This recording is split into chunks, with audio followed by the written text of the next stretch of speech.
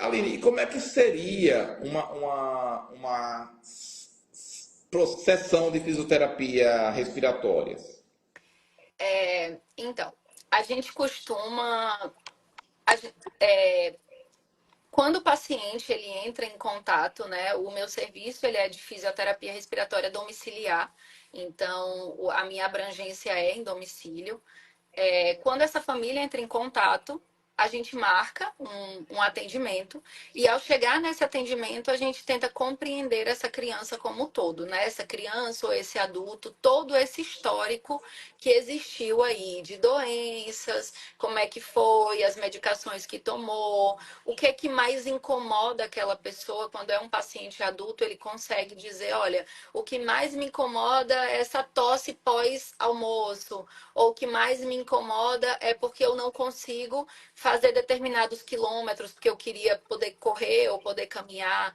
Então, dentro desse contexto, a gente primeiro compreende o paciente como um todo, né? E aí a gente vai naquele viés de se ele é um paciente agudo, para eu tratar de forma aguda, ou se ele é um paciente cronificado, e aí o meu trabalho ele seria diferente. Quando eu recebo um paciente agudo, justamente por ele estar em uma fase de agudização, a gente precisa levar em consideração que muito possivelmente ali aquela pessoa está tomando medicação, aquela pessoa está com uma fase da inflamação agudizada, então tem todo um processo inflamatório existindo ali. Então, a ideia da fisioterapia é tentar conter os sintomas, né? Quando eu falo isso para o lado da pediatria, eu costumo explicar para as mães que enquanto o processo inflamatório está produzindo secreção, que na grande maioria das vezes o processo inflamatório produz secreção, então enquanto o processo inflamatório está produzindo secreção, a gente da fisioterapia está trabalhando para tentar esvaziar esse potinho para que essa criança não acabe desorganizando e precisando ir para a emergência. Então, nesse primeiro momento, a gente, enquanto o potinho vai enchendo, a gente vai esvaziando. Chega um determinado momento que essa criança ela não consegue mais estar em um quadro agudizado a ponto de produzir tanta secreção. Então, eu falo que aqui é onde a gente realmente consegue já ganhar mais benefícios ainda, porque no início a gente está segurando os sintomas, segurando as crises, evitando a internação. Então, acaba que nesse momento a gente sempre indica fisioterapia diária. Estabilizou? Pronto. O que eu preciso fazer? É um pulmão que atelectasiou? O que tem aqui? Ainda tem uma sibilância? Eu preciso entrar em contato com o pneuma para poder conversar? Preciso entrar em contato com o pediatra? Então, dentro de um conceito de paciente agudo, eu primeiro tiro ele da agudização e faço o tratamento para entregar ele com o pulmão mais saudável possível.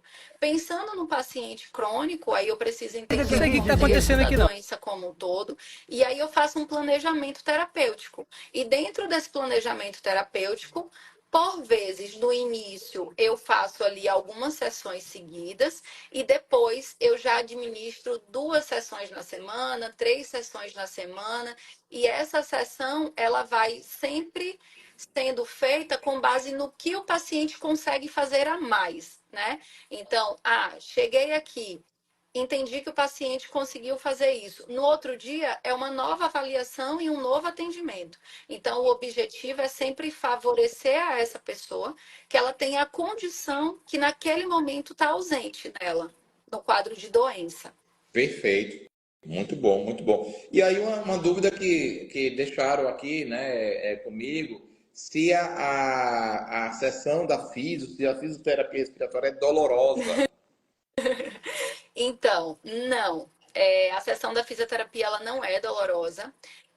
Por vezes, quando se atende criança, a gente consegue perceber que algumas acabam chorando, ficando um pouquinho mais irritada, mas a gente primeiro precisa entender que aquela criança está numa fase de adoecimento, então tudo que ela menos quer é que as pessoas fiquem abordando ela. Na grande maioria das vezes, quando se trabalha com fisioterapia respiratória, por questão de proteção, a gente precisa estar usando a N95, então já é uma coisa que gera uma estranheza para a criança, né? Na minha equipe, eu tenho o cuidado de não usarmos jaleco para justamente não associar esse branco a uma vacina, a um hospital, para tentar ser o mais lúdico possível, mas de forma geral, não. A fisioterapia respiratória ela não é dolorosa. A gente trabalha tanto com técnicas manuais quanto com alguns equipamentos, né? Então, assim, pensando em técnica manual, se você for trazer ali a fisioterapia para 40 anos atrás, existiam algumas técnicas que sim, eram dolorosas e que infelizmente ainda circulam na internet, mas que profissionais que têm responsabilidade não utilizam mais, né? Então, assim, a fisioterapia ela não deve ser dolorosa. Perfeito. Esse vídeo que você acabou de assistir é um corte de live que eu faço quinzenalmente aqui no YouTube e lá no Instagram.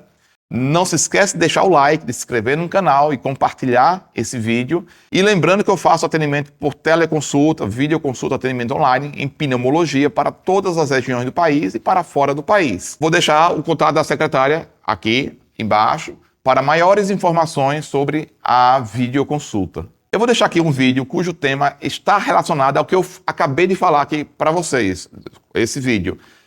Vai lá, curte, comente e compartilha.